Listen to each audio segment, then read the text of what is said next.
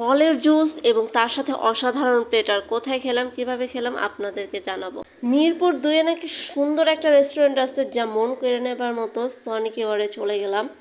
তাদের ভেতরে ঢুকতেই ঠান্ডা এসির বাতাসে আমি যে 2 ঘন্টা জ্যামে পড়ে গেছিলাম, সত্যি আমার মনেই হচ্ছিল না, এত সুন্দর এনভায়রনমেন্ট। আর তাদের এইখানে এত পরিমাণ ক্লাউড ছিল যা বলার মতো না, প্রচুর ক্লাউড ছিল। তো আমরা চলে গেলাম 3 তলার মধ্যে।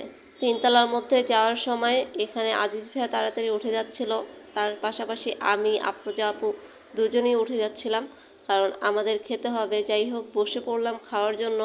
তারপরে আমাদের খাবার চলে আসলো। খাবারগুলো দেখতে এতটা লোভনীয় ছিল যে বলার মতো না। খাবারগুলো যখন মুখে নিয়েছি, সত্যি কথা অনেক বেশি টেস্টি হয়েছিল, কারণ এখানে আলাদাভাবে সালাদ দিয়েছিল। আর হ্যাঁ, যারা ছবি তোলার পাগল তারা কিন্তু এটাতে আসতে পারেন, কারণ এখানে অনেক স্পেস আছে ছবি তোলার জন্য। যাই হোক, খাওয়া দাওয়া করে আমরা আবার ব্যাক করে দিলাম। ভিডিওটি ভালো লাগলে সাবস্ক্রাইব করুন। আল্লাহ হাফেজ।